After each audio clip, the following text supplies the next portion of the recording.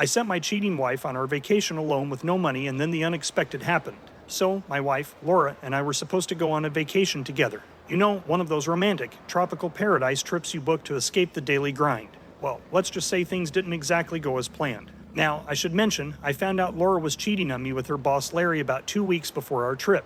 An old schoolmate of mine started working in the mail room in her office building, and would sometimes get to take the mail cart around to deliver the mail. I didn't even think to tell my wife about him starting to work there, and I'm glad I didn't. Well, one day he messaged me and asked me if I was doing okay. I thought it was a bit odd at first, but I replied letting him know that I was good and asked how he was doing. He said fine, but then went on to tell me that he was there for me if I ever needed anything. This came off even more odd to me, so I asked him what made him decide to reach out to me. He then proceeded to tell me that he assumed that Laura and I weren't together anymore. I asked him why he would think that, and that is when he told me that Laura was known by more than a few people to be going into her boss's office for extended meetings 3 to 5 times a week. It was heavily rumored that they were doing more than talking about taxes, and so he assumed we had broken up. I was devastated. I told him thank you for letting me know. He felt horrible that I didn't have a clue. He said he was sorry, but I told him no way, he did the right thing and that he was a good friend for reaching out to me. I wanted to confront her immediately, but I couldn't decide on exactly how I was going to break that conversation open, so I waited. I decided to play it cool and pretend everything was fine until I could find the words and the strength to deal with it.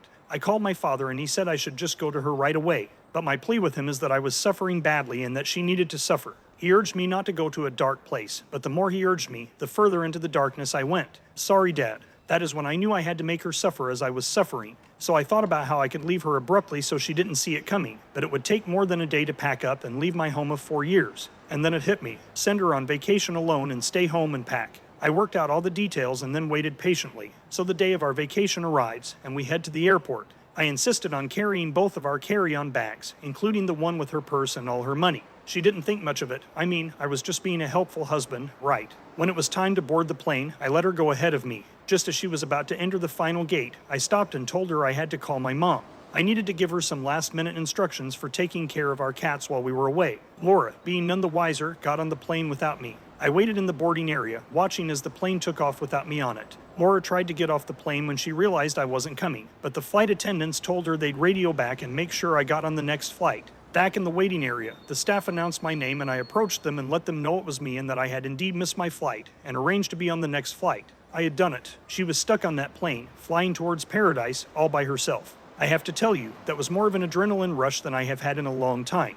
I felt supercharged. I immediately headed back to the house and started packing. When she landed, she called me, frantic and worried. I assured her that I'd be on the next plane and that it would be leaving in a few hours. I encouraged her to chill in the room or whatever until I got there. A few hours went by and she called again, asking how close I was to being on my plane. I told her that we were experiencing some sort of mechanical delay but that we should be on the plane soon. LOL. By that evening she was in a panic. She was stuck in a hotel room, bored and hungry. I told her I'd make my way to a Western Union and get some money wired to her at the hotel so she could eat. I said enjoy a good meal and to go ahead and take a walk on the beach without me. It would help her pass the time until I arrived. Needless to say, I just kept this up until it was night. I told her they moved me to a different flight and that for sure I'd be there sometime in the night. So she finally went to sleep, expecting me to be there when she woke up. But no way. On the next day, she called me multiple times, and each time I pretended to be on my way or dealing with some sort of delay. I wired her a small amount of money again for food, but nothing more. Meanwhile, I was packing up all my belongings and leaving her house. Laura was tormented,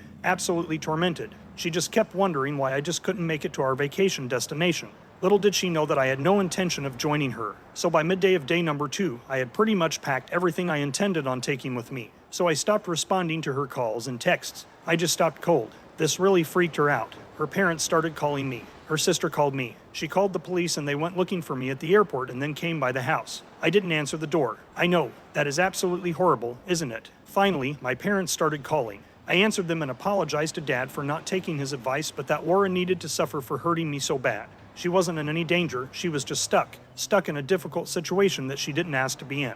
Just like me. My dad said that I needed to tell the police so that they would stop looking for me. So I called the number they left with my father and apologized, saying that I did not know they were looking for me. I gave them a short rundown and the officer actually laughed a little, but then got back into his professional mode and told me that he would have to at least say that they had been in contact with me and that I was safe. I didn't give him any trouble there. After all, I kind of owed one to the cops at this point. So I packed the car up and pulled it out of the garage and into the driveway. That is when Laura's sister had arrived. She was all freaked out and was asking me what in the world was going on. She saw all of my stuff in the car and raised an eyebrow and inquired again as to what was going on. So I told her about Laura and Larry and she gasped. She had no idea that was going on. I mean, she was still angry with me about leaving her sister stranded on vacation with only enough money to eat, but at the same time she was close enough to me to see how much this had changed me and how much I was hurting. She told me that she would have to tell her sister something, so I asked her to wait 1 second and that I would let Laura know first. That is when I made the call. Laura answered in tears. She was frantic and losing her mind. I told her to calm down, and when she did, that is when I dropped my well-rehearsed monologue. Hey Laura, I hope you're enjoying your vacation alone.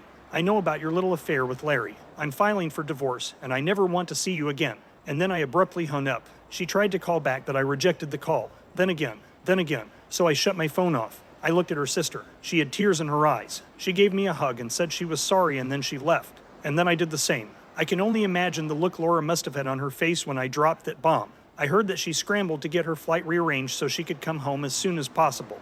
But when she arrived, she was greeted by an empty house and an empty life. Now, I know this was maybe a bit much for some, but I couldn't let her get away with betraying me like that. And in a way, I think it's poetic justice. She traded our life together for a fling with her boss, so now she gets to experience what it's like to be truly alone.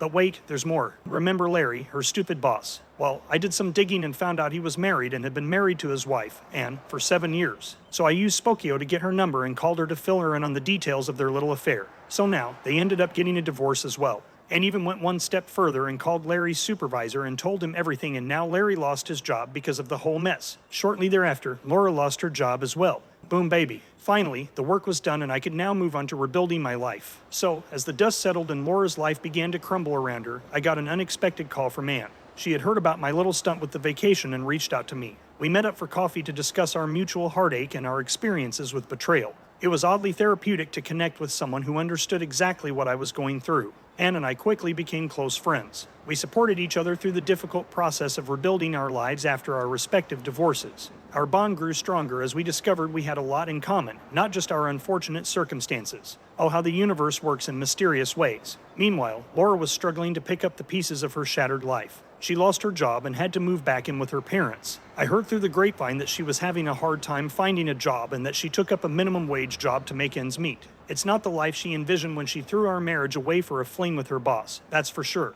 As for Larry, he didn't fare much better. Anne said that after losing his job, he was unable to find another position in his field. His reputation had been tarnished, and no one wanted to hire the guy who slept with his employee and ruined 2 marriages in the process. He ended up working as a manager at a fast food joint, a far cry from the high-powered career he once had. I'm sure they will both end up with good jobs eventually, once their past is far enough behind them. Anne and I continued to grow closer, and eventually, our friendship blossomed into something more. It was surprising, considering the circumstances that brought us together, but it felt natural and right. We were both cautious, having been burned before, but it seemed like fate had brought us together for a reason. She was highly empathic like me, and a natural giver. Imagine that. 2 givers in a relationship.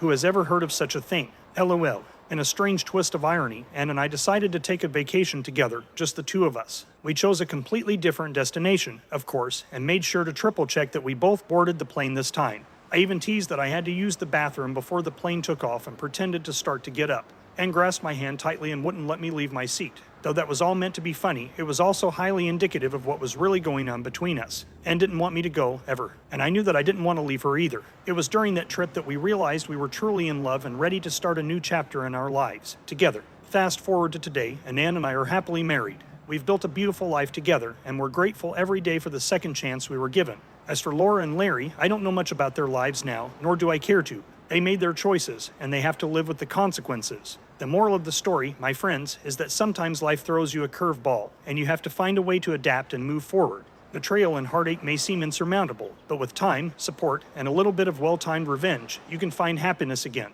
And who knows, you might even find love in the most unexpected places. That one really came full circle. Would you have done anything any differently? Do you think he and Em will last? Let us know what you think in the comments below. When you subscribe, be sure to click the notification bell. Click here for more Tangled threads.